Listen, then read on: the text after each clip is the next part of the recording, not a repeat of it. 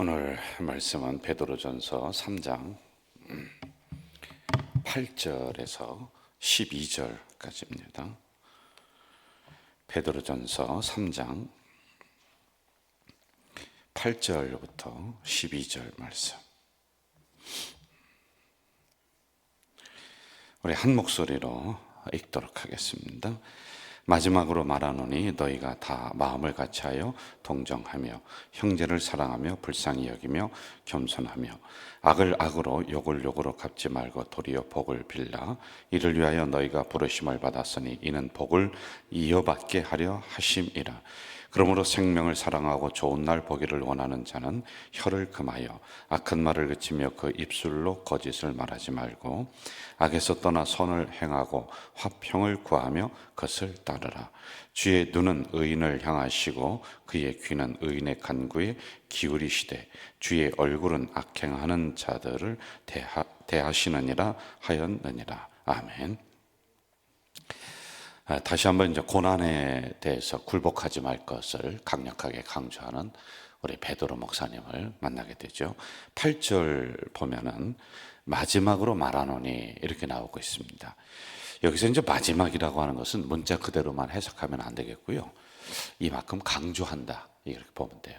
그냥 마지막으로 말하고 그 다음에 고난에 대해서 또 이겨라 참어라 그 얘기를 안 하는 건 아니거든요. 이 정도로 상황이 중하다. 그리고 이 정도로 강조를 하고 있다라고 하는 걸 우리가 문자에서 그 당시의 그 분위기를 이렇게 읽어야지만이 되는 거예요. 그래서 여러분 또다시 얘기해요. 성경을 우리가 읽을 때는 그 당시의 배경과 상황을 이제 그림을 그리듯이 이렇게 한번 생각을 해보는 거예요. 우리가 그래야지 왜 이 말씀을 했는지, 왜 이런 성경 구절이 여기 들어와 있는지 이걸 우리가 이해하게 되는 거예요. 그리고 그 말씀을 오늘 나에게 이렇게 적용을 해나가야지만이 진짜 하나님의 뜻을 우리가 풀어나갈 수가 있는 거란 말입니다. 그러면서 5가지를 이야기를 하고 있어요. 우리 8절 한번 다시 읽어볼까요? 8절입니다. 시작. 마지막으로 말하노니 너희가 다 마음을 같이하여 동정하며 형제를 사랑하며 불쌍히 여기며 겸손하며. 자, 여기 8절에는 5가지를 이야기를 해주는데 이걸 말씀하는 대상이 누구냐는 거예요. 먼저 이 안에 있는, 그러니까 고난을 견디며 참고 신앙생활하고 있는 베드로 공동체, 그러니까 베드로 목사님이 목회를 하는 그 교회에 있는 성도들, 이 안에 있는 사람들에게 이야기를 하는 거란 말이에요. 그러니까 너희들끼리 이런 것을 좀 잘했으면 좋겠다라고 하는 거예요. 그러니까 외부에 있는 사람들을 향해서 먼저 이야기하는 것이 아니라 너희들 안에 이게 이루어졌으면 좋겠다라고 하면서, 자, 성경을 잘 봐요. 마음을 같이 하라, 동정하라, 그러니까 체휼하게 여기라, 좀 긍휼하게 여기라, 이런 거란 말이에요. 그리고 사랑하라, 그리고 불쌍히 여겨라, 그리고 겸손하라, 이렇게 이야기를 해주고 있습니다. 이 5가지는 고난당하는 신앙 공동체 성도들이 지켜야 될 신앙의 기준과 같은 거란 말입니다. 그 이유가 있습니다. 여러분, 어려움이 오거나 또는 그 어려움이 잠깐이 아니라 지속적으로 계속 온다, 그리고 어려움의 강도가 조금씩 세워진다 라고 하면 어떤 상황이 일어나느냐면요, 이걸 잘 견뎌 나가기도 해요. 그런데 그 공동체 안에 이런 어려움이 지속적으로 오고 조금 더 세워진다라고 하면은 공동체가 안에서부터 분열될 가능성이 굉장히 많아요. 여러분, 처음에는 외부를 향해서 잘 이겨나갑니다. 대적하면서 이겨나가요.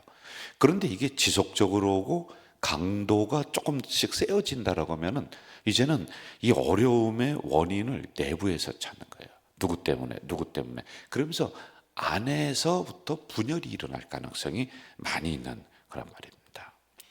전쟁을 하다 보면은요, 그 아군끼리 총을 쏘는 게 있어요. 아군끼리. 어떻게 같은 아군끼리 총을 쏘나 그러는데 이게 굉장히 많이 일어나요. 빈번하게 일어나요. 많이 죽어요. 그 기록에 의하면은, 아니 우리 대한민국 군인이 대한민국 군인한테 총을 쏘요. 이거 왜 그러겠어요? 일부러 그러겠어요? 그렇지 않아요. 분별을 잘못해서 그래요. 적군인지 야군인지 아사미사 하거든요. 깜깜한 밤이고 뭐 새벽에 안개가 자욱하게 끼는데 저기에서 누가 막 군인들이 오는데 보니까 우리 편인 것 같기도 하고 아니면 나쁜 편인 것 같기도 하고 아사미사예요. 그러니까 내가 두려움이 많이 있으니까 보고 있다가 그냥 갈겨버리는 거예요. 그래서 많은 사람들이 죽습니다. 전쟁 기록에 제가 의해서 이야기를 하는 거란 말이에요. 분명 싸워야 될 상대가 적군이에요. 그런데 왜 내부적으로 다 그렇게 총을 쏘면서 서로 죽이느냐? 일부러 그러지는 않을 거란 말입니다. 그 분별을 잘못하고 깜깜하고 그리고 내 편에서 두려움이 많고 이래요. 자, 여러분 한번 생각해 보세요. 지금 적을 향해서 전쟁하려고 정말 처자식 다 두고 그리고 총을 들고 나와서 막 싸우려고 하는데 적군에 의해서 맞아 죽어도 지금 억울할 판인데 같은 편 총에 의해서 맞아 죽네. 여러분 이거 같이 억울한 게 어디 있습니까? 아니 적들 한번 상대도 못 해보고 그래 아군이 쏘는 총에 맞아서 내가 죽는다. 참 이거 굉장히 억울할 거란 말입니다. 그런데 신앙생활 하다 보면 이게 많이 일어난다는 거예요. 아군끼리 총질을 해야 되는 거예요. 그러니까 우리는 같은 공동체요, 같은 가져질 교회요, 우리를 놓고 이제 비유를 하는 겁니다. 그리고 우리는 같은 구원받은 하나님의 자녀들이에요.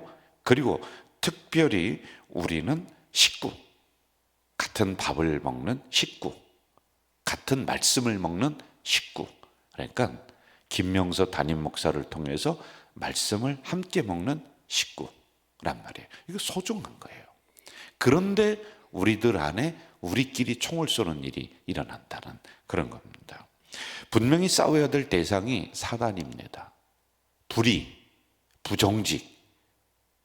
그런데 이 총구를 향해서 그쪽을 겨누어야 되는데 잘못 우리가 오판하고 깜깜하고 분별하지 못해서 내부적으로 총을 겨누면서 막 쏘는 일이 일어난다라고 하는 거예요. 이게 지금 이 초대교회 이때 일어나고 있는 일들이에요. 그러니까 외부에서 핍박이 계속 와요. 또 핍박이 점점점 심해져요.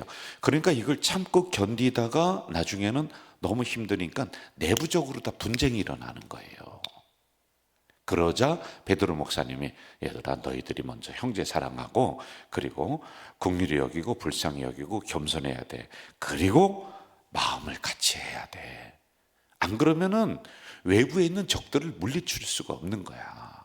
사단을 물리쳐 나가고 핍박하는 사람들을 향해 물리쳐 나가면서 이겨나가야지만이 되는데 그렇게 할 수 없어요. 내부 분열이 일어났기 때문에 그래 라고 하면서 이 가르침을 줬다라고 하는 이겁니다. 그러므로 고난당하는 공동체가 서로 분쟁을 할 때 이 분쟁을 어떻게 해소시키고 그리고 어떻게 마음을 같이 해야지만이 되는가라고 하는 이런 목적인 것입니다. 저는 이것을 내부적인 단합이다 이렇게 제가 그 제목을 한번 좀 붙여봤어요. 여러분 사실 이게 먼저 돼야지 돼요. 우리 가족 공동체도 어떤 목표를 세우면은 많은 성도들이 하나로 딱 뭉쳐서 함께 나갑니다. 이게 되니까 교회가 운영이 되고 그리고 교회가 바르게 가는 거란 말이에요. 그런데 이러한 목표를 딱 줬습니다. 우리가 뭐 올해 목표는 이겁니다. 그리고 이번에는 이런 행사를 합니다. 그런데 여러분 내부적으로 총질을 한다는 것은 이런 걸 결정한 당회를 향해 총질을 하고 그리고 담임 목사를 향해 총질을 하고 이걸 진행하는 안수 집사 권사님을 향해 이쪽에서 막 총질을 하고 누가 이걸 하고 싶어요? 누가 이걸 합니까? 안 하고 싶은 거예요. 이렇게 자기는 도와주지는 못할 망정 총질을 해야 되는 거야. 일을 왜 그따위뿐이 못하냐고. 자기 잘난 표시한다고 자기 난척한다고. 여러분 이거 우리들 안에 뭐가 있냐면 시기 질투가 우리들 안에 굉장히 많이 있어요. 특별히 믿는 사람들 안에 이게 있거든요. 적어도 여러분 내부 총질을 하지 말아야 돼요. 우리가 그냥 가서 적극적으로 도와줄 수 없으면은 지나가면서 잘한다고 아니면 그것도 못하겠으면 그냥 가만히 있으면 돼요. 그럼 우리가 함께 해나가는 거거든요. 그런데 이렇게 돼버린다면은 우리 교회는 많은 교회들이 그렇게 하고 있어요. 우리 교회도 만약에 그렇게 된다면은 전진이 안 되는 거예요. 여러분 내부 분열이 일어나는 거예요. 그럼 아무 일도 못하는 거예요. 그 틈새로 사단이 다 들어옵니다. 그러면 또 분쟁은 심화될 거예요. 그리고 모든 성도들이 사분오열돼서 끼리 다 모여서 서로를 향해 막 총질을 해야 되는 이런 일이 일어난단 말입니다. 그래서 내부적인 단합이 참 중요한 거예요. 저는 우리 가족 공동체가 지금까지 그렇게 해왔습니다. 그러므로 우리 저나 당회나 또는 각 위원회에서 일을 할 때 여러분 격려해 주세요. 기도 한번 해주세요. 좀 마음에 맞딱 차는 부분이 있다. 그럼 아무 말 없이 그냥 가면 돼요. 뭐 아이고 저거 왜 저렇게 하나라고 하면은 거기 지도자도 있고 거기 담당하는 장로님도 있고 있으니까 알아서 잘해요. 그럼 본인은요 그냥 아무 소리 말고 그냥 가만히 있으면 돼요. 그런데 거기다 대고 막 그냥 말로다가 총알을 쏴붙이니 이게 그냥 점점 커질 수가 있는 거예요. 그렇다고 하는 게 아니라 그럴 가능성이 있다라고 하는 것을 이야기해 주는 거예요. 그러므로 큰 일을 하려면은 내부적인 단합이 중요하다라고 하는 거예요. 다음으로 9절로 한번 좀 가봅시다. 9절 같이 한번 읽을까요? 시작. 악을 악으로 욕을 욕으로 갚지 말고 도리어 복을 빌라. 이를 위하여 너희가 부르심을 받았으니 이는 복을 이어받게 하려 하심이라. 자, 여러분 저를 보세요. 8절은 이 공동체 안에 있는 사람들에게 너희들끼리 이렇게 잘해야 된다. 그리고 9절은 너희들이 이렇게 하나가 되었으면 이제부터는 외부에서 너희들을 핍박하는 사람들이 있을 거야. 당시에 있었잖아요. 그럼 그들을 어떻게 대할 거냐? 여러분 어제로 한번 돌아가 볼까요? 어제는 누가 핍박한다고 그랬어요? 남편들이. 왜? 믿지 않는 남편들이 너 예수 믿지 마? 그러면서 이 핍박을 해요. 때리든지 쫓겨나든지 죽든지 이런 일이 일어났다고 했어요. 기억나시죠, 여러분? 자, 그런데 이런 사람들을 우리가 어떻게 대할 것이냐라고 하는 것을 여기에 적어놓고 있는 거예요. 악을 악으로 욕을 욕으로 갚지 말고 복을 빌어줘라. 한 번 더 얘기할게요. 악을 악으로 갚지 마라. 욕해요. 나도 욕하는 것으로 갚지 마라. 오히려 그들 향해 축복해줘라 라고 하는 겁니다. 여기서 갚다라고 하는 단어는 아포디놈이라고 하는 헬라어를 사용하는데 이것은 당연히 갚아야 되는 의미예요. 그러니까 무슨 얘기냐면요, 저를 보세요. 많은 사람들이 볼 때 외부에서 또는 내부에서 그 외부에서 그 다른 제3자가 볼 때 저 어떤 사람이 우리 공동체를 막 핍박을 해요. 어느 우리 김 권사님을 막 그냥 공격을 해요. 그런데 외부에서 이렇게 쳐다볼 때도 아유 저 사람이 너무해. 저 예수 안 믿는 사람이라 할지라도 저건 진짜 너무하네. 저거 이해가 안 되네. 어떻게 저 인간이 저럴 수가 있어?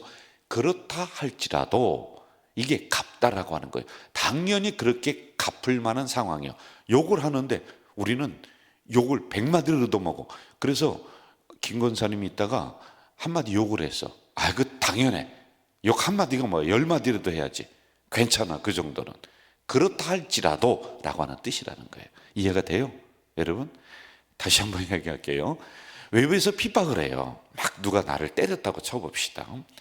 그런데 다른 제3자가 볼 때 저 인간 너무하네. 아무리 예수 안 믿는 사람이라 할지라도 왜 예수 믿는 사람 저렇게 핍박으로 욕하고 때려?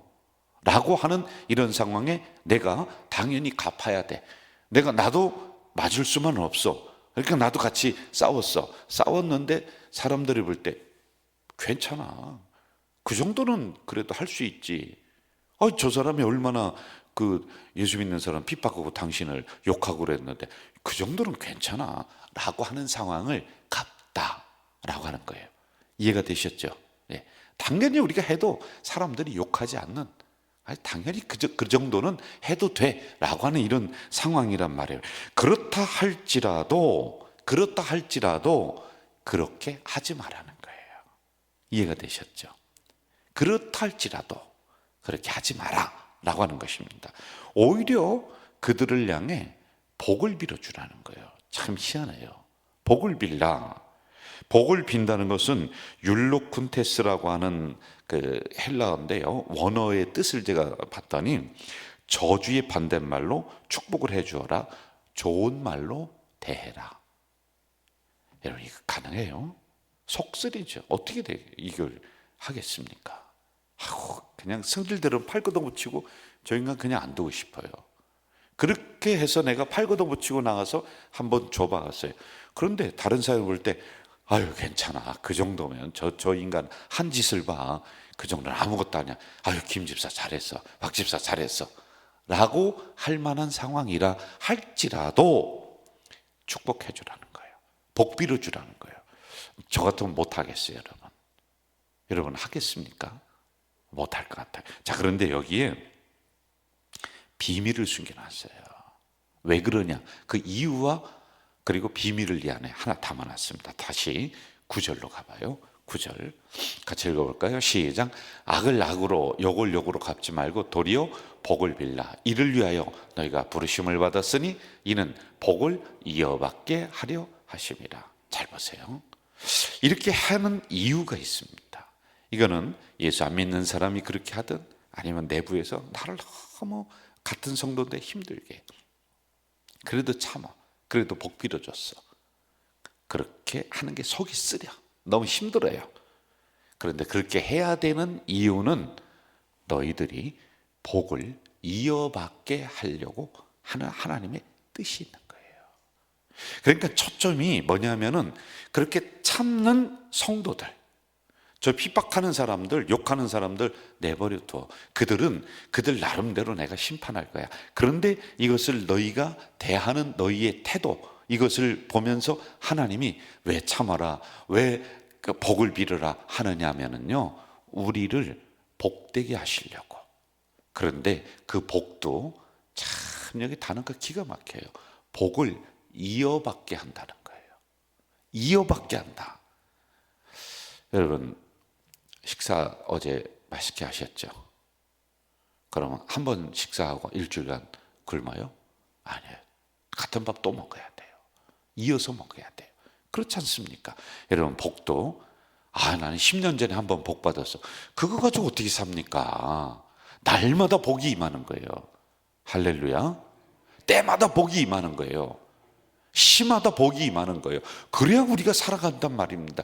이게 하나님의 돌보심이 10년 전에 한번 나 잘 돌봐. 그런데 여러분 그 다음에 하나님이 손 놔버리네. 그게 아니라 날마다 돌보시는 거예요.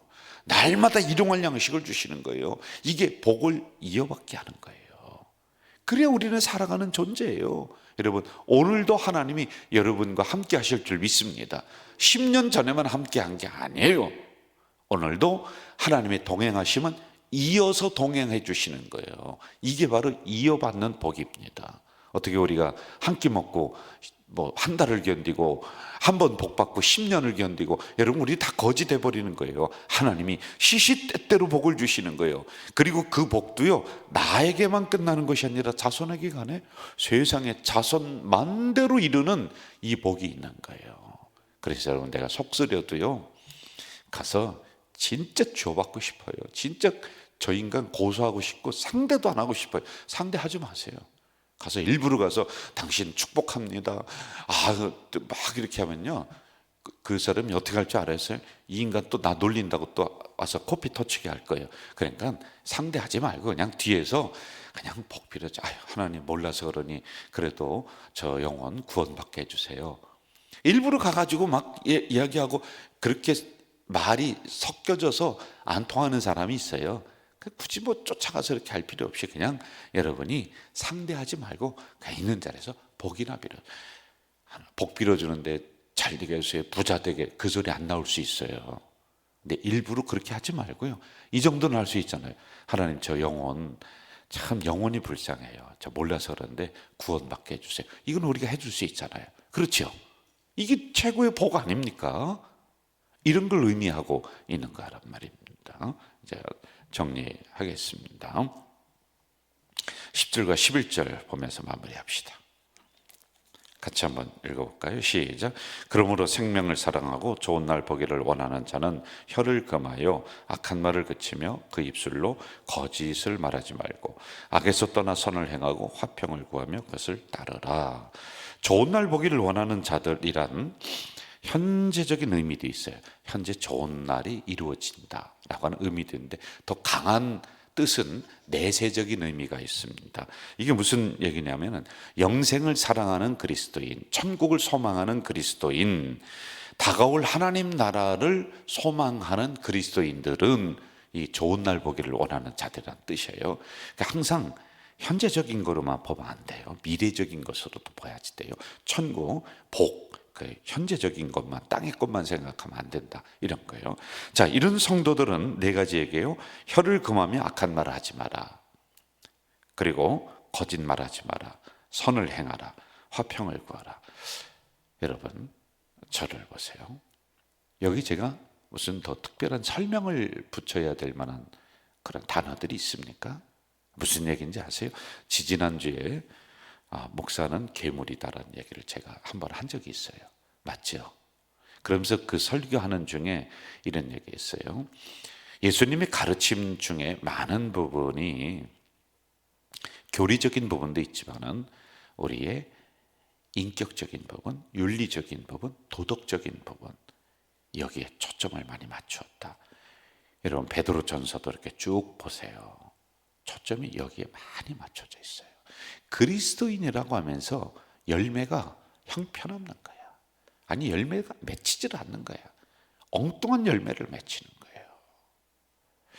자, 우리가 배나무예요, 포도나무예요. 그러면 배나무는 배가 열려야 돼요. 포도나무에는 포도가, 이게 이제 본질이라고 하는 거란 말이에요. 자, 그러면은 예수님이 있다가 야, 너 포도 열매 내놔봐. 그게 아니라 네가 지금 진짜 포도나무냐? 네가 진짜 배나무냐? 요걸 묻고 있는 거예요. 열매가 안 맺히더라도 진짜 내가 그리스도인이 되면은 그 다음에 열매는 자연히 맺혀요. 3년 지나고 5년 지나고 때가 되면 열매 맺히잖아요. 그래서 예수님은 너 지금 열매 한번 내놔봐. 너 지금 이거 열매 내놔봐. 이게 아니라 너 진짜 포도나무냐? 너 진짜 배나무냐? 요걸 묻는 거예요. 무슨 얘기예요? 너 진짜 그리스도인이냐? 너 진짜 하나님 믿고 예수님 믿는 구원받은 백성이냐? 이걸 묻는 거예요. 그렇다라고 하면은 이러한 윤리 도덕적인 부분에 이제 시간이 가면서 열매가 맺혀질 거야. 이렇게 노력해. 혀를 금하고 악한 말 하지 마. 어려운 거 아니에요. 서로 공동체 화평을 이루는 피스메이커가 돼야 돼. 그리고 선을, 그리고 거짓말하지 말고. 이게 여러분 어려운 용어는 아니에요. 그러나 행동하려니까 굉장히 힘들어요. 그러나 우리는 그리스도인들이에요. 그러므로 우리들 안에 이러한 열매가 서서히 맺혀가야지만이 된다라고 하는 것입니다. 오늘도 주신 말씀을 마음에 새기며 삶의 현장에서 나를 어렵게 하는 사람들 만날 수가 있습니다. 여러분, 일부러 쫓아가서 당신 축복합니다 그렇게는 못할지라도 뒤에서 하나님 모르니 하나님 믿는 백성 되게 해주세요 라고 하는 우리가 선한 말로 하나님 앞에 한마디쯤은 할 수 있어요. 왜? 이렇게 했더니 내가 복돼, 내 자식이 복이 돼, 그 복이 만대로 흘러. 이러한 은혜, 축복의 역사가 여러분의 길을 주의 이름으로 축원합니다. 전능하신 아버지 하나님이 새벽에 연약한 종을 깨우시고 불러주셔서 말씀을 주셨습니다. 감사합니다. 이 말씀이 우리 신비에 새겨지는 말씀 되게 하시옵소서. 이 새벽에 예물 드린 손길이 여기 있습니다. 새벽에 만나가 내리고 새벽에 홍해가 갈라지고 새벽에 여리고가 무너졌듯이 하나님이여, 그 가정 속에, 기업 속에 이러한 축복의 역사가 일어나도록 도와주시옵소서. 예수님의 이름으로 기도하옵나이다. 아멘. 하늘에 계신 우리 아버지, 아버지의 이름을 거룩하게 하시며 아버지의 나라가 오게 하시며 아버지의 뜻이 하늘에서와 같이 땅에서도 이루어지게 하소서. 오늘 우리에게 일용할 양식을 주시고 우리가 우리에게 잘못한 사람을 용서하여 준 것 같이 우리 죄를 용서하여 주시고 우리를 시험에 빠지지 않게 하시고 악에서 구하소서. 나라와 권능과 영광이 영원히 아버지의 것입니다. 아멘. 여러분, 이 시간에는 침묵으로 기도하는 시간인데 꼭 기도를 좀 해주셨으면 좋은 게, 우리 교회가 영혼 구원의 방주가 돼야 돼요. 그래서 전도를 위해서 꼭 기도해 주시고, 기도하는 것뿐만이 아니라 내가 전도자가 되겠다는 마음으로 기도해 주시고 여러분의 개인 기도하시고 집으로 돌아가시면 되겠습니다. 우리 침묵으로 조용하게 기도하겠습니다.